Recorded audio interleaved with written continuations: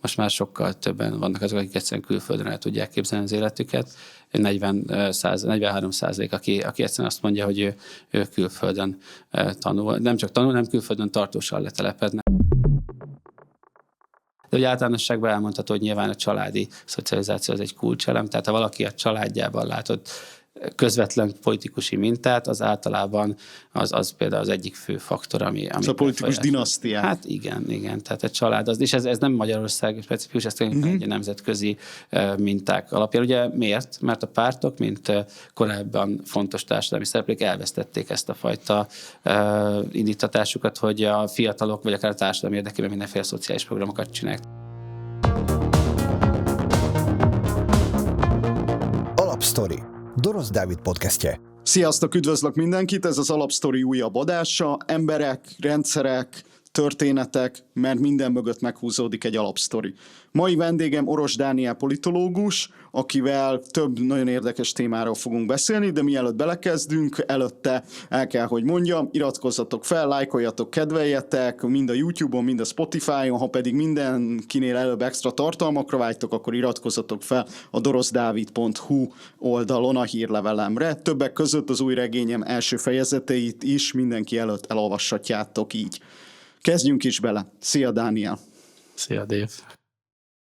Neked az egyik főkutatási területed az ifjúság, és az ifjúság társadalmi, illetve politikai részvétele. Mi az az alapsztori a fiatalokról, amit a társadalom nagyon sokszor elmond magának, sokszor mantrázzuk is, és ami szerinted egyszerűen nem igaz? Tulajdonképpen már az ókori görögöknél is, már Arisztotelésznél felmerült az, hogy a fiatalok valamit nem jól csinálnak, nekik nem jó az ízlésük, nem elég kifinomultak, túl hevesen reagálnak dolgokra, türelmesebbnek kellene lenniük. Tehát a felnőtt társadalom az valamit képzel arra, hogy milyeneknek kellene lennie a fiataloknak, és majd ők, mint mintaadók, felnőttek, megmondják a fiataloknak, hogy ezt hogyan kellene csinálni. Ez egy alapsztori, amit nem csak nálunk, hanem nagyon sok társadalom mesél magának. Hát de azok a társadalmak, főleg angol száz országok, de a skandinávok is előjárnak ebben, amik felismerték azt a Margaret Mead által egyébként a 70-es évek végén leírt összefüggést, hogy a fiatalok tulajdonképpen ebben a modern társadalomban mintaadóvá válnak bizonyos területeken. Nos, ott azok a társadalmak már nem annyira mondogatják ezt, így vagy nem annyira magabiztosan mondogatják a felnőttek, hogy ők már pedig jobban tudják, nekik jobban modorok, ők tanultabbak, és hogy a fiataloknak rájuk kellene hallgatni, és hát hogy a digitalizáció előrehaladását látjuk, ugye azt látjuk, hogy olyan korszakban élünk, amikor fiatalok már beleszületnek a digitalizációba, és ez teljesen más ahhoz képest, mint aki elsajátítja, tehát egy tanult készségként bánik a digitális eszközökkel, és hát azt látjuk, hogy bizony felnőtt társadalom, hogyha önkritikus, akkor ezekre a dolgokra valójában nem tud saját maga mintákat hozni, tehát az lenne helyesebb, ha ezt a klasszikus Arisztotelésztől elinduló felfogást, hogy majd mi felnőttek jobban tudjuk, és ti fiatalok hallgassatok ránk, ezt elengedni a felnőtt társadalom, és megpróbálnak konstruktív módon jobban belehelyezkedni abban, hogy miben is élnek a fiatalok, milyen digitális benszülöttnek lenni, és konstruktív módon együtt beszélgetni ennek az ártalmairól is, mert kétségkívül vannak ártalmai, meg arról, hogy esetleg azok, akik nem ebbe beleszülettek, mennyivel könnyebben teszik adott esetben, lekapcsolják ki, védettebbek ezekkel a különböző digitális ártalmakkal szemben, mint azok, akik ugye úgy születnek, hogy már azt gondolják, hogy enélkül nem is lehet, és már nem lehet elengedni. Szóval a generációk tényleg tudnának egymástól tanulni, de nagyon fontos lenne, hogy ezt az alapsztorit, hogy mi felnőttek jobban tudjuk, és ti fiatalok hallgassatok ránk, például az ilyen digitális kultúra kapcsán elengednénk, és újra kereteznénk a diskurzust. Ez a mintaadás, és az, hogy a fiataloknak ez a mintaadási jellegzetessége felerősödött, ez egyértelműen összekapcsolódik a technológiai fejlődéssel, és ezzel a social media, digitalizáció, AI viharral, ami minket körbevesz? Igen, és ami ráadásul egyre jobban felgyorsul. Tehát én nem azt mondom, hogy ezt a felnőtt társadalomnak egyben el kell engednie, vagy rá kell bíznia a fiatalokra, csak azt mondom, hogy ebben tényleg egy konstruktív generációk közötti párbeszéd tud segíteni, és nem ez a hagyományos attitűd. Ugye te kutatóként részt szoktál venni ebbe a pár évente megrendezésre kerülő nagy ifjúságkutatásban, és ezt az utóbbi években már, amiről most beszéltél, ezt ezekben az adatokban is látod, illetve mesélj egy picit ennek a kutatásnak a hátteréről. Ugye, egyetemista hallgatók körében csináltuk az Aktív Fiatalok Magyarországon kutatást, és mi 2011-ben azt gondoltuk, hogy hát már akkor eléggé előre haladott a társadalom ahhoz, hogy akár tulajdonképpen ilyen online hólabda módszerrel vegyünk föl adatokat, és hogy akkor a mindenféle digitális szokásokról is jobban tudunk majd érdeklődni. Hát az volt a szomorú tapasztalatunk, és 2015-ben ezt be kellett látnunk, hogy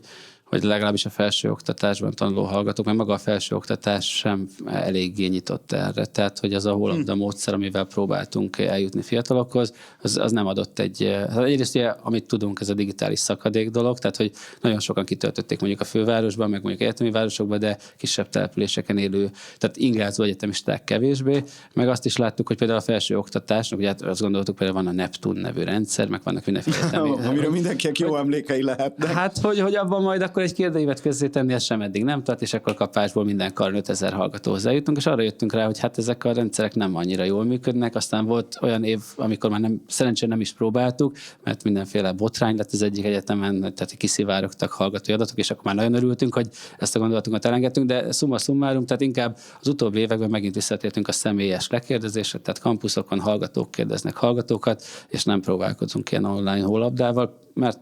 de megvannak a korábbi időszaknak a tanulságai, és hát nagyon érdekes ez a fajta torzítás, ami a digitális világban még mind a mai napig benne van. Ez nagyon jó, hogy így betekintést nyerhettünk egy ilyen nagyon komoly társadalomtudományi kutatás módszertanába, és hogy milyen a gyakorlati életből is ismerős nehézségek vannak, amiken át kell, hogy küzdjétek magatokat, ahhoz, hogy aztán ilyen értékes eredmények és adatok fényében tudjunk beszélgetni. Akár a külföldi sajtóban, podcastekben, újságokban nagyon sokat lehet arról hallani, hogy a mostani fiataloknak, akár a részben már a fiatalságból kicsúszó, de azért még bizonyos szempontból abban benne lévő millennial generációnak, vagy akár a Gen Z generációban mennyivel magasabb ugye a kiábrándultság, az életszínvonal csökkenéssel együtt járó, a karrier lehetőségek beszűkülésével, vagy akár a lakhatással együtt járó problémák miatti lényegében illúzióvesztettség az előző generációkhoz képest. Hogy ebből Magyarországon, ahol azért szintén látjuk, hogy nagyon sok társadalmi probléma kifejezetten a fiatalokat érinti, ebből ti mit láttok? Hát azt látjuk, hogy a korábbi évek, meg az első ciklusokhoz képest, ahol azért valamennyi ilyen posztmateriális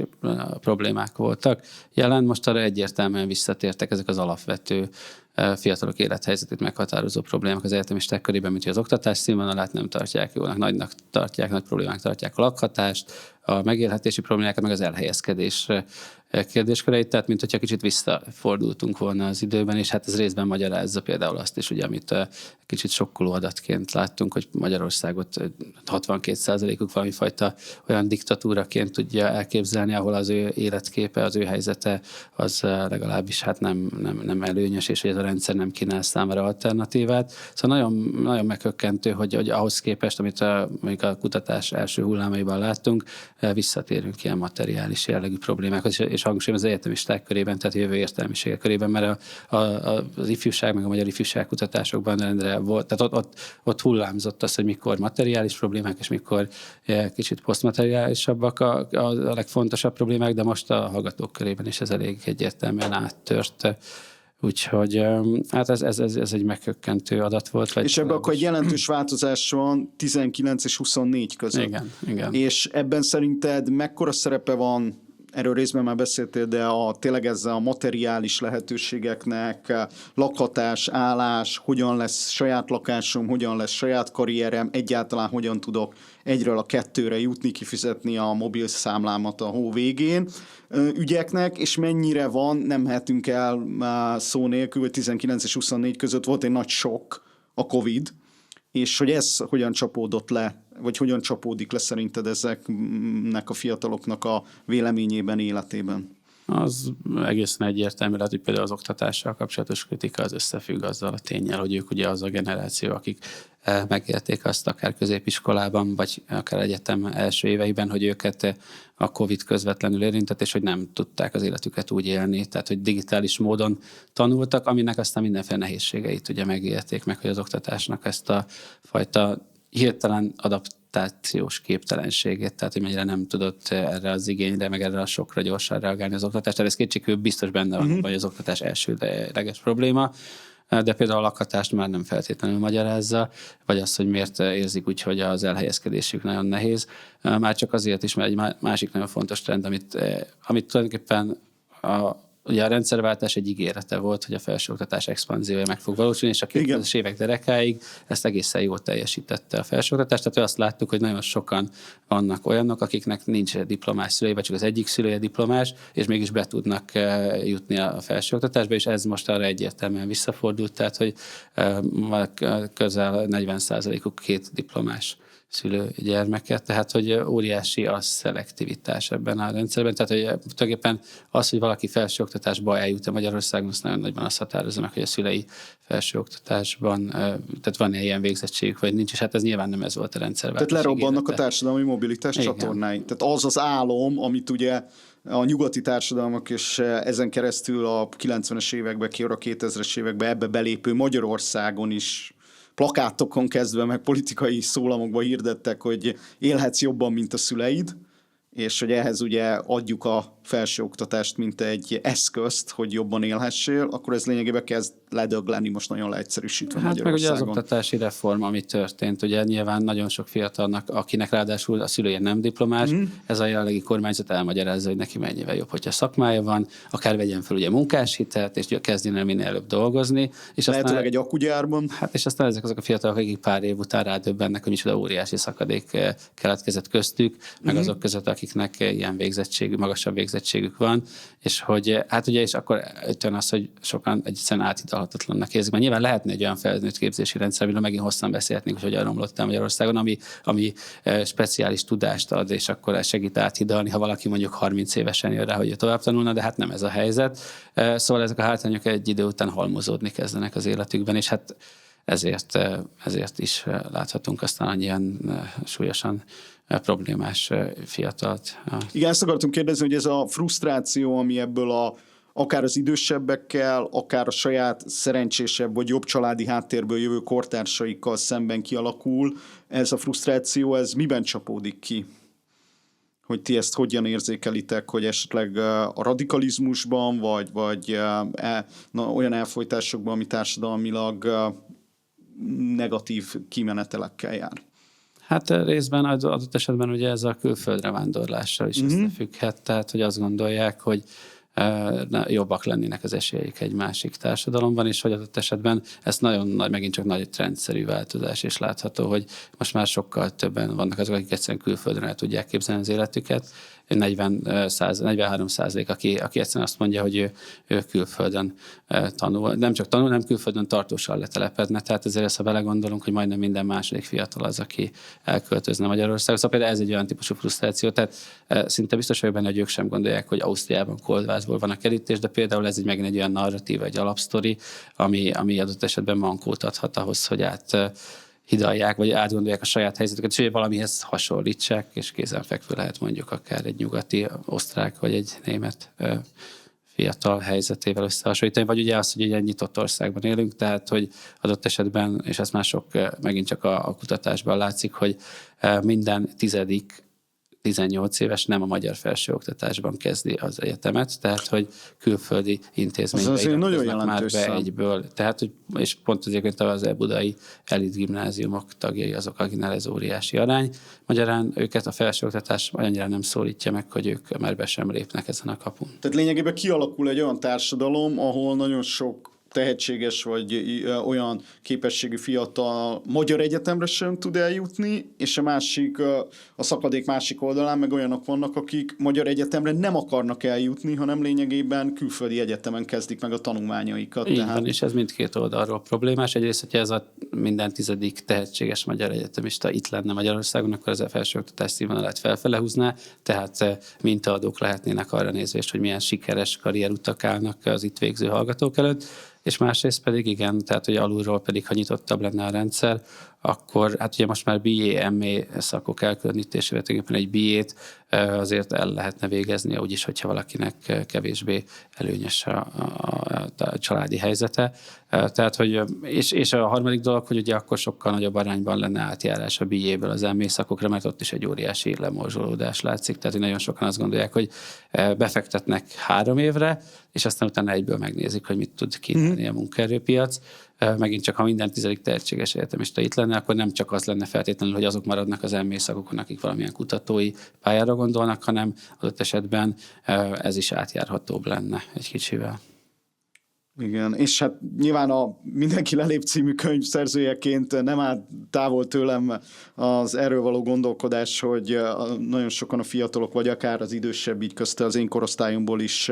elmennek és lelépnek. Ennél már egy picit utaltál, de mennyire jellegzetesen magyar jelenség ez, amit az előbb is mondtál, hogy lényegében 10-ből ma 4,5 a fiatal el tudja képzelni, el akarja képzelni, tervei vannak, hogy elmenjenek ebből az országból. Mennyire magyar specifikum ez a nemzetközi irodalmat nézve? Tulajdonképpen ez egy globális trend, tehát hogy igazából itt is az a kérdés, hogy milyen narratívát állítunk fel róla, tehát nem az a kérdés, hogy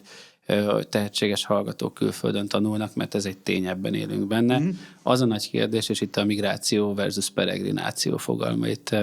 kérték, hogy hangsúlyozzam, és tényleg, hogy ugye ez a peregrináció az egy ilyen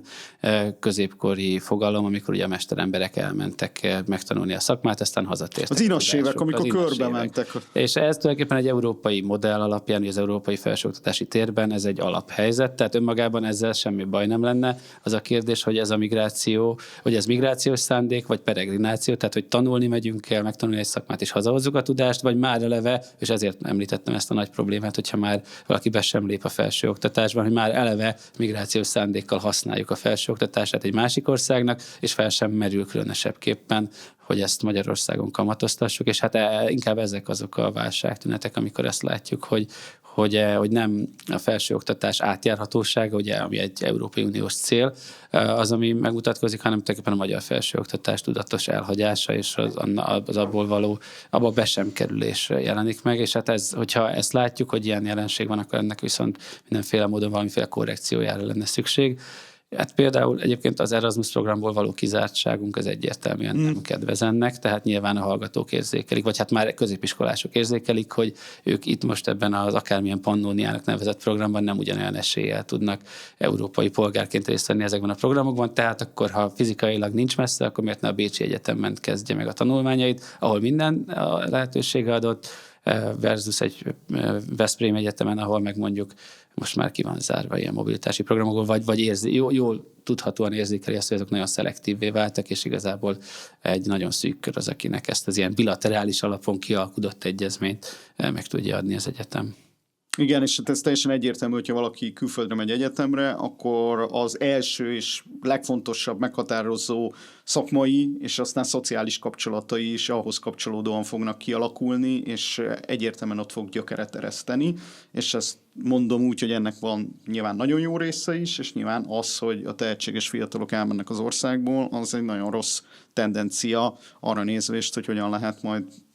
egy jó és fejlődő Magyarországot építeni. A nemzetközi sajtóban az elmúlt években kifejezetten sokat visszatérő elemzések tárgya volt a fiatal férfiak és a fiatal nők közötti egyre táguló szakadék. Ennek ugye a legjobban megzenésített része az ugye a politikai szakadék, ami a két csoport között van. Nagyon leegyszerűsítve a rengeteg adatot és tudományos kutatást, a fiatal férfiak egyre inkább nagyobb számba a szélsőséges, szélső jobboldali, extrém politikai irányzatokat követik, a nők pedig egyre nagyobb irányban, ezt lehetett látni az angol, az amerikai és egyéb választásokon pedig a progresszív, inkább liberális erőket. De ennek vannak életmódbeli jelenségei is, például ha már itt vagyunk egy könyvkiadónak a podcast terében, akkor ezt is érdemes elmondani, hogy például a könyvolvasásban is hatalmas szakadék van a fiatal férfiak és nők között, a nők javára, hogy ők sokkal többet olvasnak, de ugyanilyen az életmód, hogy a férfiak sokkal kevésbé járnak el, sokkal több időt töltenek otthon, akár videójátékozással, akár pedig különböző férfi tesztoszteron influencerek követésével, mint Andrew Tate, és amihez az előzőhöz tudok kapcsolódni, hogy a felsőoktatási részvételben is jelentős változások vannak a nők javára, és most már kezd ez az egész életmódbeli, meg hozzáállásbeli különbség oda vezetni, hogy már egyre több olyan kutatás és cikk van, hogy párt is nagyon nehezen találnak egymással között a férfiak és a nők, mert annyira eltér most már nagyon sok helyen az életmódbeli, oktatásbeli, politikai kulturációs, szociális életmódjuk. És az a kérdésem, hogy nyilván szerintem ebben egyelőre kevesebb kutatás van, de hogy Magyarországon ebből te az elmúlt időszakban láttál-e, vagy érzékeltél-e valamit, illetve hogy látod, hogy ez nemzetközileg hogyan fog nálunk lecsapódni? Igen, az nagyon jó, hogy említette ezeket a trendeket, ez az úgynevezett ilyen lifestyle vagy életmód politics, ez tulajdonképpen Magyarországon is jelenlévő jelenség, viszont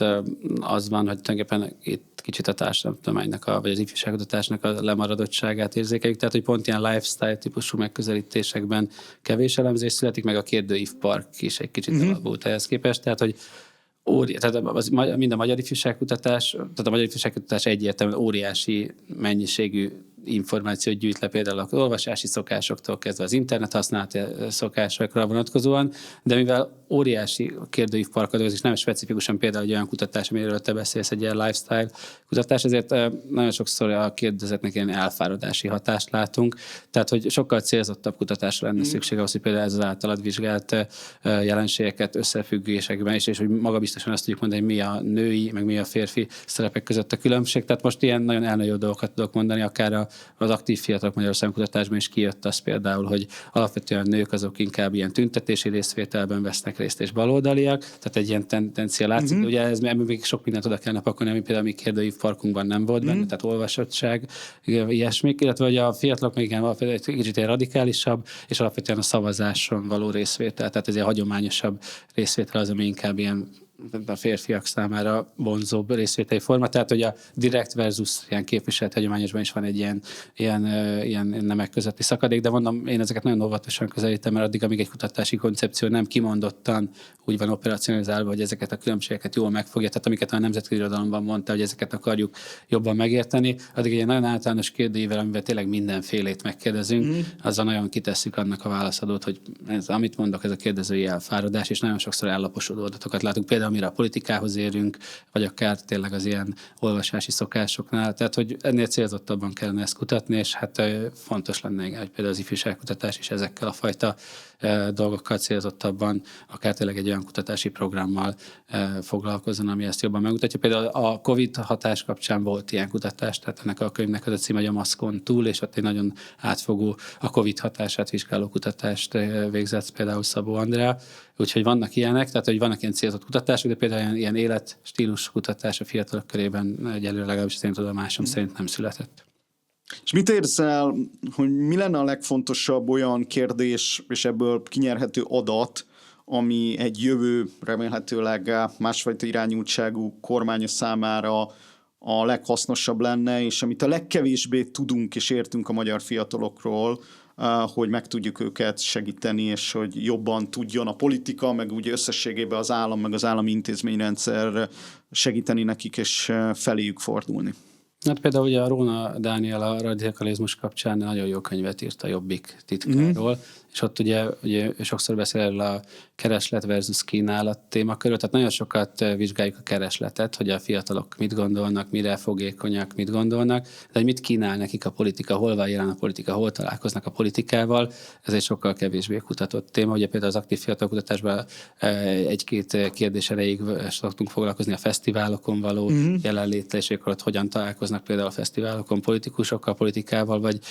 vannak azért ilyen célzottabb kutatások, de hogy ennél sokkal összetettebben kellene a kínálati oldalt megnézni. Hát különösen mondjuk, hogy a 2026-os választást nézzük utána, hogy a politikai paletta valószínűleg le fog tisztulni, egy új helyzet áll elő, hogy ebben a valószínűleg véletlenül domináns kétpártrendszerben a szereplők mit kínálnak a fiataloknak. Ugye a Tisza párt az egy elég sötét ló, azt nem tudjuk, hogy mit szervezet, miként fog majd teljesíteni, de hogy ő mit kínál például a fiataloknak. Jelen lesz-e tényleg, nem tudom én, Valmazújvárostól Sopronig mindenhol a fiatalok életében, lesznek-e kapcsolódási pontok, milyen programok lesznek. Ugye a Jobbik titka kapcsán például ez elhangzott, vagy ezt leírja arról Dániel, hogy ezek a különböző ilyen szélsőjobboldali szubkulturális fesztiválok, amiket szerveznek szervezett a Jobbik, az komolyan hozzájárult ahhoz, hogy a fiatalok nem feltétlenül azért lettek Jobbik szavazók, mert ők ideológiailag egyetértettek, hanem azért, mert abban az űrben, ami ugye át, és amiről talán itt kicsit a reklámhelye, hogy a Hatalomárvái című könyvben is szó lesz, hogy ebben az űrben, ahol egy olyan településen, ahol nem nagyon van kulturális kínálat, megjelenik egy szereplő, és alternatív rockzenekarokkal, néhány mondással az életükben megjelenik, akkor ott bizony ez óvatatlanul megszólít fiatalokat. Tehát azért ezt a kínálati oldalt jobban meg kellene nézni, és persze érzékeny, persze nyilván a pártok nem mindig ismerik be azt, hogy adott esetben nincsenek jelen, nem tudom én, mert már nincs MSZP szervezet, nem tudom, Miskolcon, lehet, hogy ezt nehéz elmondani, vagy ezt beismerni, de hogy összességében egy ilyen átfogó kutatásnak azt is meg kellene nézni, hogy ha és amennyiben ugye azt mondjuk, és ez a toposz, hogy a fiatalok nincsenek ott, nem vesznek részt, nem csinálják ezt vagy azt, hogy mit kínált a felnőtt társadalom arra, hogy részt vegyenek, és ezért említettem Róna Dániel könyvét, mert ez egy komoly felismerés. És azt gondolom, azt fel kellene ismerni a felnőtt társadalomnak, hogyha a szélső jobb oldal sikere abból származik, hogy programokat ad olyan fiataloknak, akiknek egyébként nincsenek programjuk, nincsenek lehetőségeik, akkor ez egy olyan űr, amit hagyományos pártoknak is be kellene töltenie, és akkor felmerül a kérdés, hogy mit tud kínálni egy párt a fiataloknak. De nem az van, hogy nagyon leegyszerűsítve, de a rendszerváltás óta lényegében a kormány, a mindig aktuális kormány, a mindig aktuális állam valójában nem hallgatja meg a fiatalokat, és ők bizonyos részük ebből egy olyan frusztrációs körbe kerül, ami egy olyan radikális vonalra viszi rá őket, amiket régebben ezekkel a rendezvényekkel, közösségteremtéssel, és ezt én is meg tudom erősíteni, mindenhol azt láttam, hogy nagyon sokszor nem is az üzenet, hanem a közösségi erő, és az, hogy együtt vagyunk, az húzza be ezeket a fiatalokat. Ma meg ez sokkal inkább áttevődött egy ilyen online TikTok világba, és ezen keresztül van egy ilyen radikalizálódás, régen a Jobbik, most meg bizonyos szempontból a Mi Hazánk irányába? Hát ugye az államnak tulajdonképpen intézményeket kellene működtetni, bármilyen furcsa, és itt a populizmus, meg az illiberalizmus 16. évében, tehát lenne egy olyan szakpolitika, hogy ifjúságpolitika, sokak által elutált szocializmusban művházak voltak, meg ifjúsági klubok, és sok olyan hely van még Magyarországon, hogy tulajdonképpen ennek a hagyománya él tovább, és ahol ilyen ifjúsági klubok léteznek, és ahol ilyen ifjúságszakmai szereplők viszik tovább ezt a gondolatot, hogy már pedig ifjúságpolitikát kellene csinálni. Tehát nagyon fontos lenne, és hangsúlyozni kellene, hogy az államnak van dolga a fiatalokkal, az államnak be kell tölteni azt a teret, hogy értelmes programok legyenek a fiataloknak, és akkor nem csak a digitális tér marad. A digitális tér, ez egy fontos, tehát ezzel kezdtük a beszélgetést, az fontos jól érteni, az fontos helyén kezelni, az sok mindent megkönnyít, de hát alapvetően nem helyettesít bizonyos alapvető fontosságú élményeket helyi közösségek számára, amiket meg kell szervezni, tehát hogy azért 2006-ra például nagyon jól kibomlott ifjúsági intézményrendszer volt, helyi szinten, regionálisan, meg országosan ki volt találva, nem működött tökéletesen, de 2010 után, mint oly sok szakpolitikát, a magyar állam ezt is tulajdonképpen inkább csak elfelejtette, és ahol most így léteznek ilyen jó ifjúsági közösségek, azok inkább annak a hivatástudatnak, meg annak a korábbi jó gyakorlatnak a továbbélése, mint sem egy rendszer szintű, szisztematikus, együtt állam által működtetett intézményrendszernek a produktumai. És ezek alapján, a régi példák alapján, vagy akár külföldi jó gyakorlatok alapján, mik azok a lehetőségek, intézmények, programok, amik a fiatalok társadalmi bevonására és társadalmi tudatosságuk emelésére tudnának szolgálni? Hát egyébként az önkéntesség az egy jó hívószó, és én a disszertációmban egy olyan modellt néztem, meg így hívták, hogy bordányi ifjúsági modell, kicsit nagyképűen talán, de azért, hogy nyilván mindenféle pályázatokon el tudják magukat adni, de ők tényleg egész egyszerűen azt csinálták, hogy az ifjúsági klubban az fiatalnak a rendelkezésére álló idejét kompenzálták, és ez egy nagyon érdekes, egy kör nevű rendszer is működött, az OTV-vel együttműködésben, és ilyen szívességpontokat lehet gyűjteni, hogyha valaki levágta a füvet a szomszédnál, akkor ezt az ifjúsági klubban beváltatta, és kapott egy kólát, vagy ingyen nyomtatott. Tehát, hogy ezek nagyon fontos jelzések lennének arra nézve, hogy nem csak a pénz minden, nem csak a pénz létezik, és hogy az egymásnak segítés, az milyen módon értékes a társadalomban, és ezeket fontos lenne már fiatalkorban erősíteni, mert akkor, és tényleg ez a Bordány nevű település, meg az ottani kis térség, nekem nagyon jó érzés volt ott kutatni, tényleg egy apró dolog, hogy nincsenek kerítések a házak között. Tehát, hogy az emberekben sokkal magasabb szintű volt a szolidaritás, és a fiatalokból pedig egész egyszerűen tényleg jól érezhetően áradt ez az együttműködési szándék, és ez nem skifi, meg ez nem Hollandiában van, hanem ez itt az Alföldön, Szeged mellett. És egy ez most is működik? Hát valamennyire, amennyire tudom, működik, igen. És hogy nyilván részben a szegedi ifjúságpolitikának egy ilyen kisugárzása is, tehát ott egy jó képzés van, úgyhogy vannak Magyarországon, de az vagy ilyen szigetszerű jó gyakorlatok, és ezt kellene valószínűleg egy országos politikává emelni, ahol nem beszélünk róla, hogy a fiatalok mit vesznek részt, vagy nem vesznek részt, főleg nem a politikáról kellene szerintem beszélni, meggyőződésem, hogy nem a pártpolitika szereplői az, akik fontosak a fiataloknak, hanem az ő közéletükben, a mindennapjaikban fontos minták, modellek és az önszerveződésnek az erősítése lenne az egy olyan természetes útja a fiatalok bevonásának, ami által ők utána fel tudnák mutatni a felnőtt társadalomnak is, hogy lám, csináltunk egy gyűjtést, szelektív gyűjtést, vagy csináltunk egy nagyon jó programot, ahol tényleg majdnem minden fiatal ott volt, és ennek ez lett az eredménye, vagy együttműködtünk ebben, és hogy lám, lehet konstruktívan a fiatalokat bevonni, és hát nyilván azt sem szabad elhallgatni, hogy a részvétel mindig valamiféle konfliktussal együtt járt, tehát ez az említett Bordány nevű településen volt egy olyan pont, ahol az ifjúság annyira kinőtte magát, úgymond, és ez egy generációs konfliktussá vált, hogy a korábbi polgármesterrel szemben egy választáson az ifjúságot vezető úr. Forradalom. Hát nem kellett forradalom, egy választáson ő lett az új polgármester. Tehát, hogy a részvételben mindig benne van ez a fajta fordulat lehetősége, de hát ezért van tulajdonképpen a képviseleti intézményrendszer, ezeket a részvételi elemeket, ha jól működik, becsatornázza. Szóval a sokféle aktivitás az végül egy ilyen modellváltáshoz vitt ebben a településen. Ha már itt a választásokról beszélünk, ez is egy gyakran visszatérő topik, de te hogy látod, hogy a szavazói kornak az esetleges leviteleit, általában ugye 16 éves korról beszélünk, akár nemzetközi tapasztalatok alapján, akár kutatásaid alapján, ez segíteni a tudatosságot, a bevonást, vagy valójában nincsen szerepe, és egy ilyen jól hangzó választási cukorkának tűnik? Hát önmagában nem csodaszer. Tehát azt kell látni, hogy erre a középiskolát fel kell készíteni, sőt, hát már talán valamennyire az általános iskolát. Tehát ezt sokszor el szoktam mondani, hogy erre egyszerűen a vitakultúra fejlesztése nélkülözhetetlen ahhoz, hogy 16 évesek érdemben be tudjanak vonódni a választásokba. Tehát akkor tud ez jól működni, hiszen ők bármit is tett, ugye a Fidesz például a választó, tehát az iskola korhatár 16 évre leszállítás az egyik legsúlyosabb bűn, amit elkövethetett egyébként a fiatalokkal szemben, de bármit is tett, ha 16 évre vinnénk le ugye a választási korhatárt, akkor még mindig az iskolarendszerben találná a fiatalokat, és ez egyfelől jó, tehát ez annyiból jó, hogy közösségben lennének, tehát egy közösségben kellene feldolgozniuk ezt az élményt, hogy ők első szavazók, és erről beszélni és vitatkozni. Tehát lehet jó, amennyiben így történik, és lehet tulajdonképpen egy kisülés és egy teljesen elrontott modell, amennyiben önmagában azt gondoljuk, hogy csak ezzel a fiatalokat bevontuk.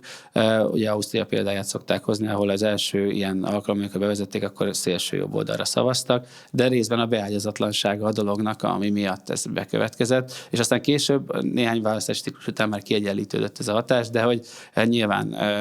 megfelelő előkészítés nélkül ilyen sokkokat okozhat, és akkor utána megint a felnőtt társadalom elmondhatja, hogy lám, nem kellett volna a fiataloknak megengedni, mert ezek milyen radikálisok és szélsőséges pártra szavaztak. Szóval úgy semmiképp sem szabad, mint egy önmagában álló eszközt bedobni egy olyan oktatási rendszerben, ahol ennek nincs meg az előképe, és ahol ugye most például az állampolgári nevelés elvileg egy kötelező, tehát az oktatási kurikulumba beépült tantárgy, de nagyon nagy probléma, hogy tulajdonképpen történelemtanárok vagy osztályfőnöki óra keretében olyan végzettségű oktatók tartják, akiknek erre nincs képzettség. Tehát ez nem egy tankönyv, és ezért hangsúlyozom mindig, hogy ez tulajdonképpen a legfontosabb dolog, amit ebben tanítani kellene, ez a vitakészség, a vitakultúra, meg a különböző világnézetek mögötti értékrendek, értékkészletek megértése, és ezeknek az elemeinek az egymással való ütköztetése, és a másiknak a megértése, meggyőzése, megértése, és hát ugye itt megint visszaérkezünk a napjaink illiberális politikájába, tehát ott, ahol az ellenfél legyőzendő, ott az ellenfélnek nem szabad az érveit meghallgatni, és az ellenfél az valami gonosz Brüsszel bábja, ott nincs értelme bevezetni ilyen típusú állampolgári nevelést, mert ez pont azt az alapelvet, hogy az egyén szabadon választhat, az egyén az identitását megvitathatja mások, és a politikai nézeteit kifejtheti, ezt alapjaiban vágja ketté, tehát hogy ezt így nem szabad megint csak szerintem abban a politikai környezetben, ahol nincs kimondva, hogy az iskolának mi milyen szerepe van a politikai szocializációban. Az egyetemre nem mernek beengedni egyetemre politikai szervezeteket, mert akkor jaj, mi lesz. Tehát egy ilyen félelemmel átadott közegben ezek a fajta, akár 16 évre leszállítása a választói korhatárnak, ez nem hozna egy produktív eredményt. És az, hogy ilyen félelemmel átítatott légkör van, azért az nagyrészt múlik a politikusokon is, sőt, valójában igazság szerint, mint vezetőkön rajtuk múlik. Ez alapján mit tudunk azokról az emberekről, akik a fiatalok közül igazán komolyan és aktívan és egy cselekvő módon kezdenek el részt venni a politikának az alkotói szintjén is, tehát mondjuk úgy, hogy politikusok lesznek, hogy ezekről a karaktertípusokról, személyiségtípusokról nyilván itt tudunk, mindannyian ismerünk olyan hökösöket, akik az egyetem 0. napjától kezdve hököztek, aztán valamelyik párt ifjúsági szervezetében tűntek fel, majd aztán klasszikusan előbb-utóbb önkormányzati képviselők, majd helyettes államtitkárok és államtitkárok lettek. Szóval, hogy manapság kik azok, akik ilyen pályát választanak, és mit lehet róluk tudni? Hát egyrészt azt kell mondanom, hogy ők annyira kevesen vannak, ez tényleg egy 1% ilyen minta, vagy őket nem lehet ilyen klasszikus kérdőívezéssel megfogni, igen, mert hogy ők egyszerűen elvesznek a mintában. Ez nagyon speciális vizsgálat kell, tehát például Sebessy Anna Mária kolléganőm, ő egy doktori disszertációt írt, hogy a pártokhoz elvezető útnak mik az állomásai, de hogy általánosságban elmondható, hogy nyilván a családi szocializáció az egy kulcselem, tehát ha valaki a családjában látott közvetlen politikusi mintát, az általában az például az egyik fő faktor, ami a politikus dinasztiák. Hát igen, tehát egy család, és ez nem Magyarország specifikus, ez egy nemzetközi minták alapján. Ugye miért? Mert a pártok, mint korábban fontos társadalmi szereplők elvesztették ezt a fajta indítatásukat, hogy a fiatalok, vagy akár a társadalmi érdekében mindenféle szociális programokat csinálják. Tehát mondjuk a 80-as évek végén még voltak olyan tömegpártok, szociáldemokrata pártok, aminek mindenféle tagozatai voltak, és amik azt gondolták, hogy közvetlenül pártként kell elérni az embereket. Most ez ugye a kampány, tehát a mediatizált kampányokkal eltűnt, az üzenetekkel akarják elérni az embereket, de nem akarják őket szervezetileg becsatornázni, és ennek a fiatalok az egyik fő vesztesei. Tehát, hogy nem látják azokat a lépcsőket, modelleket, intézményeket, programokat, amiket mondjuk tényleg akár csak egy generációval korábban, mégis nyilván nem feltétlenül. De mondjuk Magyarország pont egy érdekes példa, mert Európában az egyik első ifjúsági törvényt Magyarországon hozták, és ugye az 56-os forradalom miatt a párt úgy gondolta, hogy fontos a fiatalokat közel tartania, úgymond ütéstávolságban, tehát nem feltétlenül pozitív példa, de hogy pont Magyarországon ennek volt előzmény, hogy arra gondolok, hogy kisdobostól kezdve hogyan épült föl ez a ranglétre, és hogyan lettek valaki kiszesekből akár pártnak a tagjai. Tehát, hogy volt erre egy karrierút, meg egy modell, és eznek nagyon sok elem elfordító hatású volt, de a modell az fel volt építve és létezett. És hogy ez mondjuk tőlünk nyugatabbra, ugye egyrészt, ha valakinek ezt elmondom, ez teljesen idegen, meg hogy ezt így biztos nem szabad csinálni. Igen, tehát az ilyen direkt intoxikációt ne csináljuk, de másfelől meg akkor felmerül a kérdés, hogy a pártoknak csak a szavazat kell, just the ticket, akkor ki fogja a fiatalokat. Tehát mondom, a család az egyértelmű, ez egy fontos hatás, de aztán ezen kívül nagyon nehéz ilyen közvetlen olyan dolgot mondani, ami aztán tényleg így komparatív szempontból minden társadalomban egy egyértelmű faktor annak, hogy valaki politikussá válik. Úgyhogy ez tulajdonképpen egy olyan hiátus, amit a képviseleti demokrácia válsága kapcsán érdemes, és hát én részben ezért is foglalkozom demokratikus innovációkkal mostanában, mert szinte természetes úton tovább vitt a fiatalok részvételének problémája a képviselet válságához, meg a képviselet által kínált javaslatokhoz, vagy azoknak a hiányához. És ahogy talán az előző topikokban fel is tűnt, nyilván te az ifjúság kutatás mellett alapvetően a társadalmi részvételnek is az egyik legnagyobb magyarországi szakértője vagy, és nagyon jól elmondtad, hogy végül is milyen lépésekkel jutottál oda, hogy ezt kezdted el kutatni. Mi szerinted a legterjedtebb tévhit ma Magyarországon a társadalmi részvételrel kapcsolatban? Hát részben hasonló a toposzit is, hogy a fiatalok nem vesznek részt, a fiatalokat nem érdekli, a fiataloknak valamilyen módon jobban kellene részt venni, és akkor ebben az ilyen alapsztoriban az alapvető probléma, és most arra 2026-ra teljesen általános válsággá nőtte ki magát, hogy hát sajnos a felnőtt társadalom sem nagyon vesz részt. A felnőtt társadalommal is ezért megutáltatták a politizálást rendesen, tehát hogy a politika, a szó, meg egyáltalán az ezzel kapcsolódó készségek elsajátítása egy ilyen elfordító szocializációs közegben, hát természetes módon egy negatív érzést vált ki fiatalokból. Tehát, hogy és amennyiben tényleg azt látjuk, hogy a professzionális politikával foglalkozni, az egy szitokszó, az egy nem kívánatos szakma. Másfajta ilyen hétköznapi politizálásnak meg nincs értelme, nem ér el hatást. Ugye a civil társadalomnak a mindenféle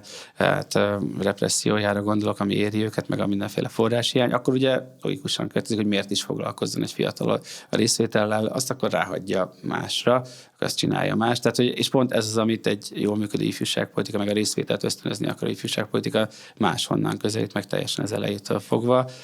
és hogy tényleg mindenféle lépcsőket van Sheryl Einsteinnek a 68-as mozgalmak után egy nagyon sokat idézett kutatónak egy ilyen részvételi létre modellje, és például az nem szól másról, mint hogy hogyan kell különböző fokozatokkal a felnőtt társadalomnak részvételi lehetőségeket kínálni a fiataloknak, hogyan jutunk el addig, hogy felnőttek és fiatalok egy asztalnál ülve valamiféle közös döntést is tudnak hozni. Tehát ez a létre, ez egy ilyen szimbolikus dolog, de jól mutatja azt, hogy önmagában... Be fogjuk ezt linkelni az adásjegyzetekre. Önmagában azt, hogy például egy társadalom azt gondolja, hogy szépen felöltöztet egy kisfiút, egy kislányt kiültet egy asztalhoz, és megkérdezi őket, hogy tényleg mire gondoltok, amikor nem tudom, május 1-e van, mit csináljunk akkor most fiatalok. Ez nem a fiatalokat valóban érdemben megszólító megoldás, mert legjobb esetben is ők most megkérdezték előtte, nem tudom, aki körülöttük volt felnőtt, akkor most úristen, mit mondjak el, és akkor ezt el fogják mondani. Tehát ezért is fontosak ezek a lépcsők, hogy ez a bevonásnak különböző szakaszai vannak, és az együttdöntéshez az egy előkészített terepre van szükség. Hát ugye megint csak a Svédországig kell menni, de hogy tényleg ott komolyan gondolják, hogyha 3 éves vagy, és egy óvodai közegben vagy, akkor ott kezdődik, hogy együtt döntesz a gyerekekkel, hogy most akkor kimenjünk játszani, vagy benn maradjunk a teremben, és hát ilyen egyszerű dolgokkal elkezdődik ez, és akik ezt azt gondolják, hogy ezt így lekezelően, hogy hát, hogy ennek mi értelme van, azok pont azt nem értik meg, ennek a bevonásnak a fokozatossága az életkor előre haladtával mennyire fontos, és hogy mennyire komplexen kellene ezt értelmezni. Ebben mekkora törést látsz, illetve mi volt a sztori 2010 előtt, illetve 2010 után, ami ugye a Fidesz kétharmados rendszer kiépülésével és a NER elindulásával azért minden szempontból Magyarországon tényleg nincs olyan téma, amiben ne egy nagyon erős határvonalat jelentene, de ebbe aztán valószínűleg főleg, hogy nyilván előtte se volt tökéletes, és erről is beszéljünk, de hogy utána mennyivel és hogyan lett rosszabb a helyzet? Tényleg abban a szerencsés helyzetben volt, hogy 2009-ben kezdtem el a doktori diszertációmat. Pont vele a közepében. Úgyhogy én még láthattam tehát nem volt korán sem tökéletes az ifjúsági modell, ami 2009-ben Magyarországon kiépült, de komolyan vették a döntéshozók azt a fajta Európai Uniós integrációt, amiben benne voltunk, és ugye az ifjúságpolitika az egy olyan szakterület, ahol viszonylag könnyű volt éltanulónak lenni, mert ajánlásai voltak, tehát nem olyan, mint nem tudom én, nyilván a közös kereskedelmi politikának a mindenféle szabályai, vagy az agrárpolitika, hanem itt tulajdonképpen az volt, hogy mint az oktatásban, hogy ilyen jó indulatú ajánlásokat tehettek a tagállamok, és Magyarország viszonylag élenjáró volt abban, hogy ilyen ajánlásokat tegyen, vagy hogy megmutassa azt, hogy hogyan épít ki regionális szolgáltató irodákat, vagy hogy az országos párbeszédre milyen eszközöket próbál kidolgozni. Tehát volt egy ilyen fajta pezsgés, meg a belügyminiszternek volt egy programja arra, hogy helyi szinten ilyen ifjúság szakértők csinálnak helyi ifjúságpolitikai stratégiákat. Volt egy ilyen pezsgés, hogy legyen egy ifjúsági törvény, ami végül is mind a mai napig nem született meg. De én nem is a törvényben látom a lényegét, hanem az, hogy egy átgondolt szakpolitika legyen, aminek a képviselője mondjuk adott esetben tényleg minimum államtitkár, de akár magasabb szinten. Ugye láttunk például, és érdekes a Fidesznek a fordulata, hogy Dajcs Tamás sport és ifjúsági miniszterként kezdte a karrierjét, és már ezt lehet, hogy elfelejtettük. Tehát, elszállt a porral. Vagy hogy a fiataloknak ugye Fiatal Demokraták Szövetsége volt a Fidesz, tehát hogy egyrészt mindig meg rá kell nézni a egyes képviselők TikTok oldalára, hogy mennyire fiatalos. Tálai Andrásét kifejezetten ajánlom. Tehát igen, hogy valóban egy ilyen generációs szakadék is megjelent a Fidesz és a fiatalok között, de hogy azt akarom csak ezzel mondani, hogy ez a fajta ifjúságpolitika kiépülés, ez 2010-ben, hát azzal a mondással együtt, amit Navracsics végül is nyilvánossága, tehát hogy nincs ifjúságpolitika, csak egységes értelemben társadalompolitika van, nincs ifjúságpolitika, hanem családokkal, ugye hát Novák Katalin ezzel futott be nagy politikai karrier, családokkal kell foglalkozni, és ezen belül az ifjúság ugye egyre leértékelődött, és tulajdonképpen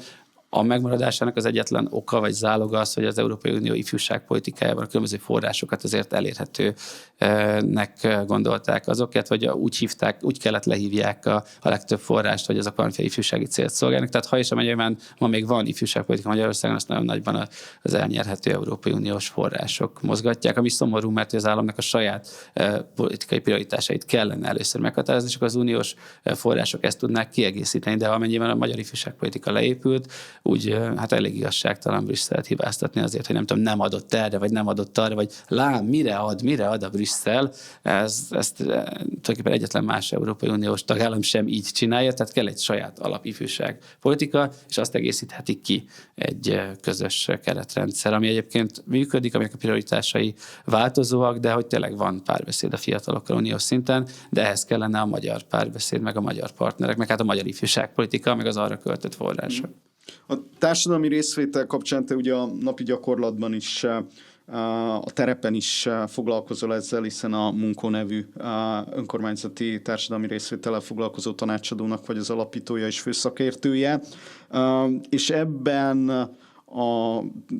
keretben ugye rálátásod van Magyarországon több településre, viszont kutatóként meg rálátásod van nagyon sok nemzetközi folyamatra,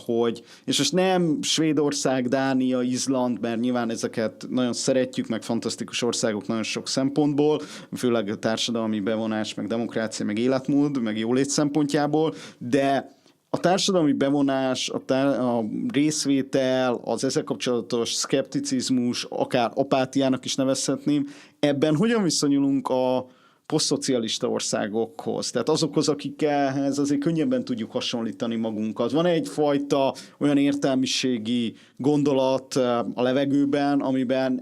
ebben is nem csak a gazdasági teljesítményben Románia megelőzött minket című nóta, hanem ennek kapcsán is szoktuk azt mondani, hogy nálunk nagyon olyan a nép, ami követi a vezéreket, nem annyira akar beleszólni, gondolkodik, bezzeg, és akkor itt jön az, hogy Csehországban bezzeg, akkor Szlovéniában, és akkor vannak ezek a bezzegezések, vagy akár Lengyelországban, ugye, ahol elküldték a Kaczynszki-féle borzalmas kormányzatot.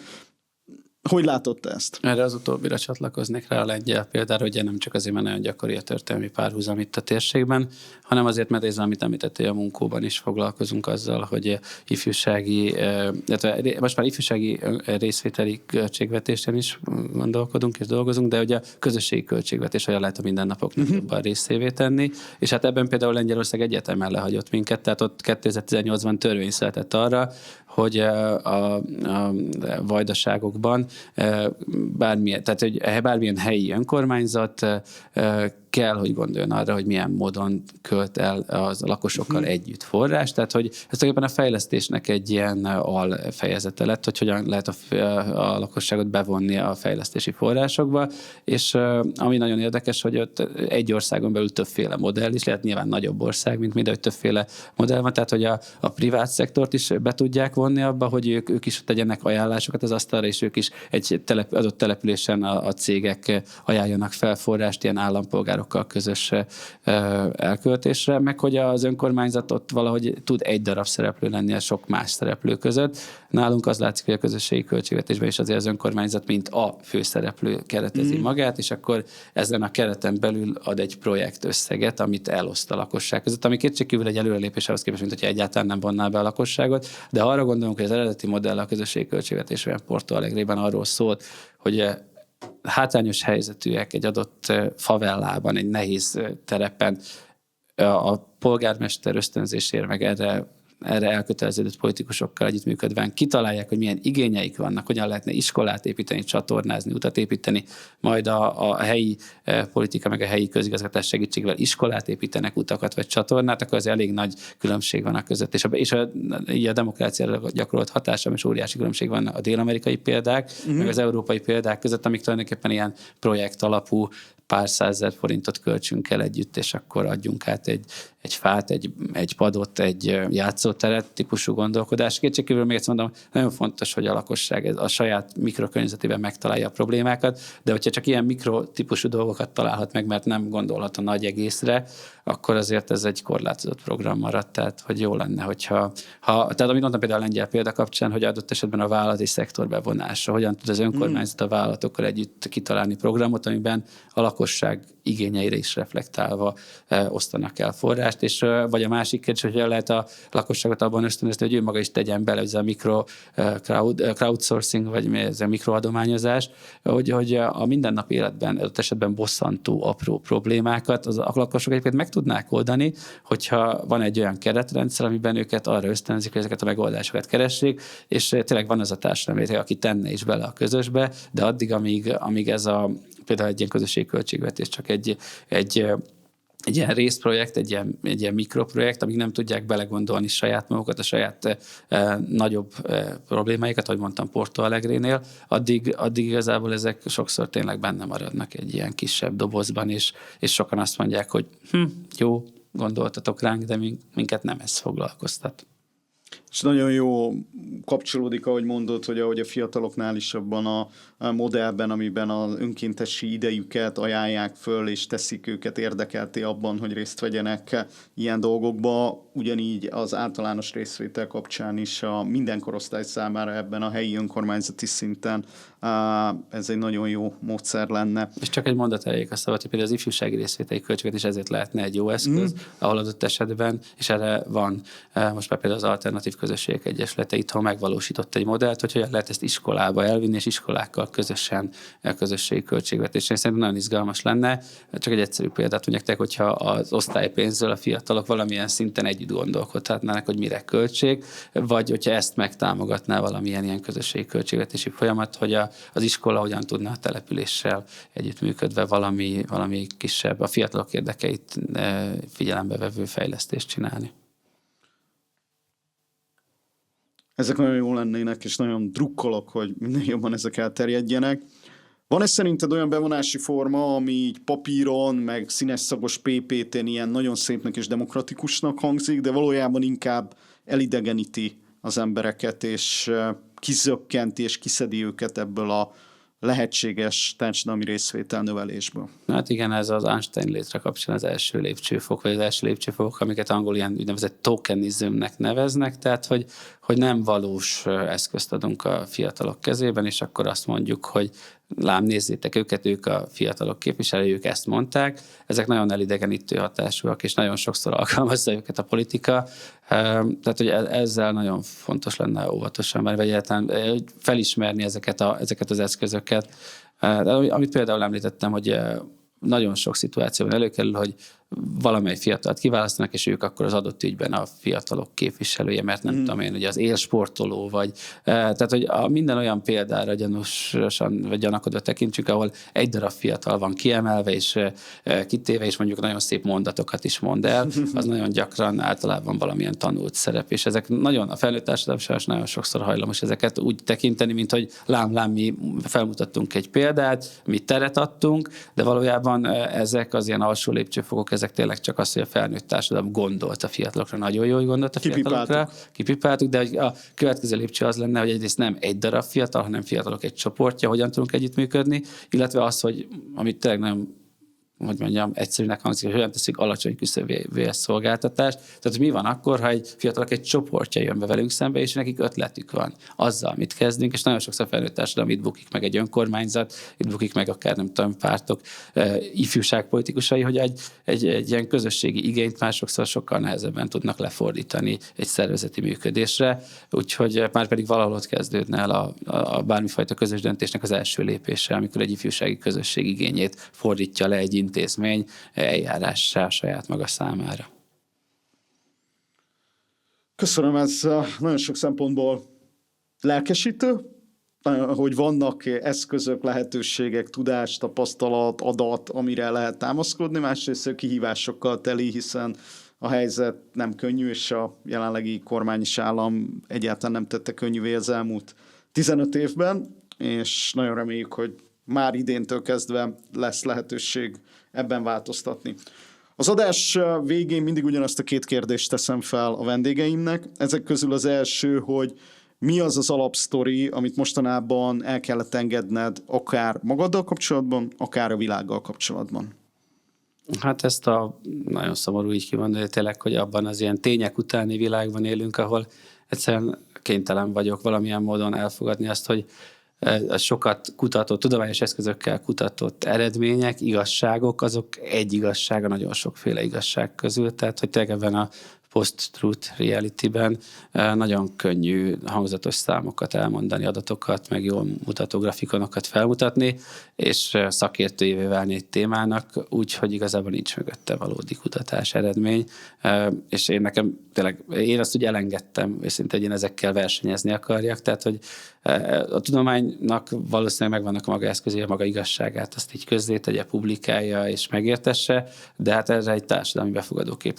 készségre is szükség van, és hát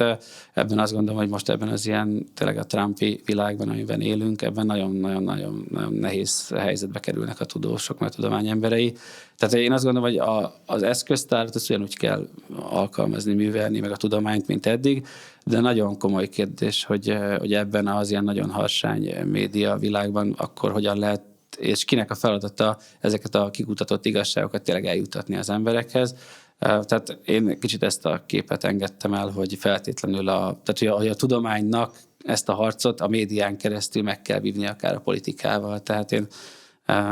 nem feltétlenül. Korábban ezt gondoltam, most azt gondolom, hogy tehát hogy tényleg ha is amennyiben ilyen X meg méretű, óriási, globális platformok vannak, amik terjeszthetik az őrületet, akkor azzal szemben nagyon nehéz egy tudományos folyóiratban kikutatott és szakértők által megmutatott eredményt oda tenni súlyként az 50 millió ember által szajkózott őrültséggel szemben. És ebben úgy érzed, hogy egy olyan generáció, tudós generációnak vagy a tagja, aki még az alapvető szocializációját a régi világ utolsó napjaiban hozta le, és közben meg a munkád most már nagy része, meg már abban az időszakban zajlik, amit hívjunk tényleg így post-truth, meg Trumpi, meg tényleg TikTok, meg mindenféle világnak, hogy úgy érzed, hogy így pont a kettőnek a határmesdjén indult el a tudományos munkád és karrierjed? Valahogy így, és nem véletlenül pont ezzel kezdtem a beszélgetést, a generációk együttműködése a digitális világban, mert egyébként ezeket a tudományos igazságokat ugyanúgy valószínűleg el lehetne adni, és meg lehetne versenyeztetni, és talán el tudna ugyanúgy érni 50 millió embert,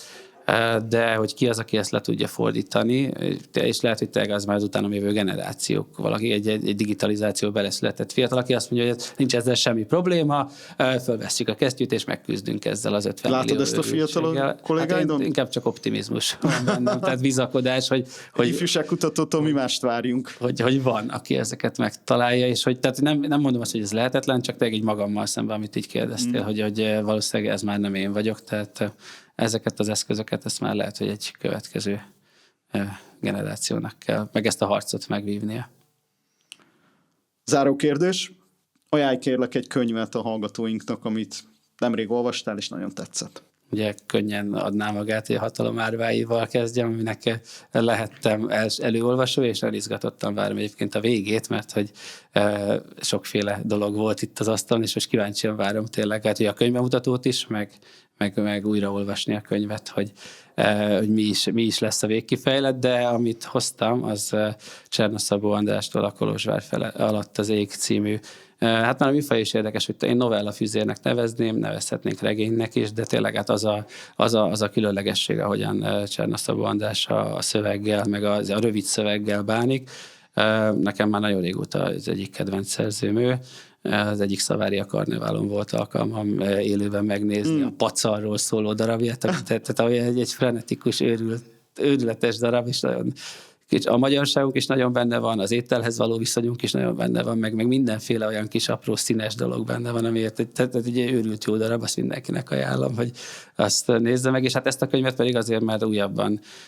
kezdtem el felfedezni. Már 10 éves koromban is volt alkalmam egyszer Kolozsváron megállni, és akkor tényleg a főtéret megcsodálni, és hát közben érzékelni azt azt a nacionalizmust, ami a főteret már a kukák színezésében is körbevette, de és azért nagyon jó ez a regény, mert hogy nagyon sokféle, tehát hogy tulajdonképpen időben is utazunk, tehát az első novellában Petőfi az, aki a feleségével Kolozsvárra érkezik, és mesél az akkori Kolozsvárról, és aztán a végén tényleg az ilyen, hát tulajdonképpen az íróval egy nagyon modern és friss és nagyon fordulatos novellát olvasunk a mai Kolozsvárról, tehát időben is utazunk, a különböző ott élő nemzetiségek viszonyát is megismerjük, és tényleg egy ilyen élő viszonyban, tehát nem, semmi manírosság, semmi konstruáltság nincs benne. Úgy, ahogy ő valószínűleg ezt írja, hogy egy ösztöndíj keretében sokat járt Kolozsváron, ahogy a mindennapokban ezt így ebben a városban járva meg lehet tapasztalni, annak a sokféleségét a város. Tehát, hogy ezek a novellák időben is nagy utazás, a térben is nagy utazás, a magyar nevek és a román nevek együttélése, magyarok, románok együttélése kapcsán is egy nagy utazás. Nagyon sokszor sztereotípiák vannak benne arról, hogy mi hogy látjuk. Ugye már sokszor azt sem értjük feltétlenül mi magyarok itt Budapesten ülve, hogy milyen erdélyinek lenni, és ilyen sztereotípiákat is működtet benne, tehát van egy nagyon jó novella, ami tényleg ezeket a napjainkban, hát a napjaink őrültségeit Budapest-Kolozsvár vonalon lefordítja, hogy eBay-en hogyan adhatunk el identitást. Nagyon izgalmas és nagyon fordulatos novella, és maga az író magát is beleírja, legalábbis egy ponton megjelenik előttünk, és akkor a novellista harca a regényíróval, és akkor ez egy ilyen szerelmi történetként tálalva. Tehát tényleg egyszer annyi színe van ennek a regénynek, és nagyon jó szívvel ajánlom. Én most így az ünnepek alatt olvashattam, és nagyon feldobta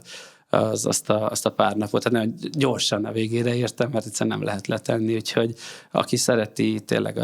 egyrészt a novellát, mint műfajt, aki kíváncsi Kolozsvárra, meg aki tényleg aki ezt a fajta nagyon sokszínű történeteket, és ezt az identitásnak az átélését is szeretné kicsit megélni, és egyébként nem másleg jobban megismerni Kolozsvárt, annak jó szívvel ajánlom ezt a könyvet. Nagyon köszönöm. Én nagyon szeretem a szerző munkásságát. Ezt még nem olvastam, de most amilyen szépen beszéltél róla, nagyon meghoztad a kedvemet, és így látom, hogy te is mosolyogsz, én is mosolygok, hogy örülök, hogy egy ilyen jó hangulatban tudjuk befejezni. Nagyon szépen köszönöm Oros Dánielnek, hogy itt voltál. Én meg nagyon köszönöm nektek a figyelmet.